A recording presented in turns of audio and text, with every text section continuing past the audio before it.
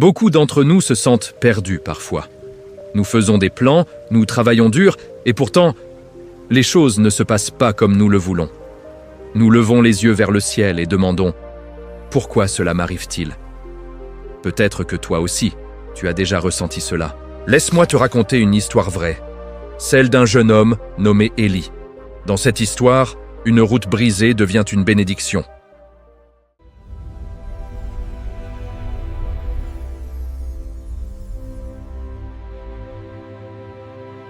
Il y a longtemps, dans un petit village entre des collines, vivait un jeune homme nommé Élie. Il était fort et habile de ses mains. Son rêve était clair. Quitter le village, voyager avec de riches commerçants, découvrir de nouveaux horizons, et revenir chez lui avec de l'or. Chaque nuit, Élie s'asseyait près d'une petite lampe et dessinait ses plans dans la poussière. « Voici la route que je prendrai », murmurait-il.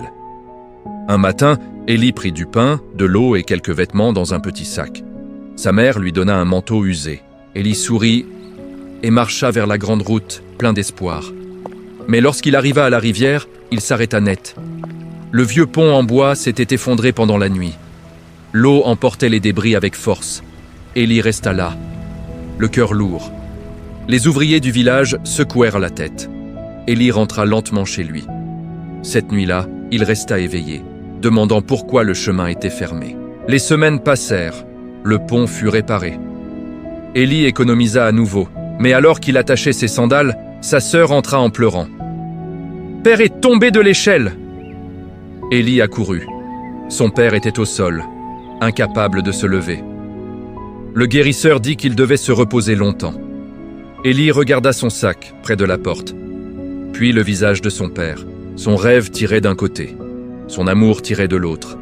Il respira profondément et défit son sac. Il resta.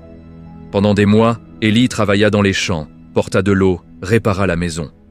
Chaque nuit, il s'asseyait sous la même lampe. Plus tard, son père put marcher à nouveau. Une caravane allait passer. « C'est ma chance », pensa-t-il. Mais son seul âne était malade. Élie tomba à genoux. « Pourquoi, Seigneur ? Pourquoi fermes-tu toutes les portes? Ne vois-tu pas mes efforts, ma douleur ?» Plus tard, il marcha jusqu'au champ. Là, il vit une vieille femme nommée Drotra. Elle observa son visage. « Que portes-tu dans ton cœur ?» Élie parla, tout sortit d'un coup. Dra écouta en silence. Puis elle sortit 2 petites graines. « Prends-les. Plante-en une sur ce chemin dur et l'autre près du ruisseau. » Élie obéit. Les jours passèrent, puis les semaines. Sur le chemin, rien. Mais près du ruisseau, une petite plante verte avait poussé. Dra était là. « Que vois-tu » Élie réfléchit. Parce que le sol était prêt. Il y avait de l'eau, de l'ombre, de la vie. Dra hocha la tête. « Les chemins fermés ne sont pas contre toi, ils te dirigent vers une terre fertile que tu ne vois pas encore. » Il continua à travailler, mais il prit aussi soin de la plante. Elle grandit, devint un arbre fort. Les voyageurs s'arrêtaient à son ombre. Élie construisit un abri. Il laissa de l'eau pour les passants. Un jour, une grande caravane arriva.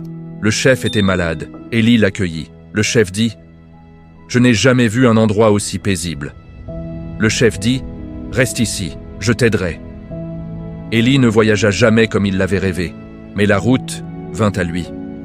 Un soir, sous les étoiles, il comprit enfin. Chaque obstacle l'avait guidé ici. Un meilleur chemin était tracé pour moi. Toi aussi. Peut-être que certains de tes plans se brisent, mais quelque part, une graine pousse déjà. Tu n'es pas oublié. Tu es guidé. Fais ce que tu peux, avec foi, et crois que ce qui t'est destiné viendra au bon moment.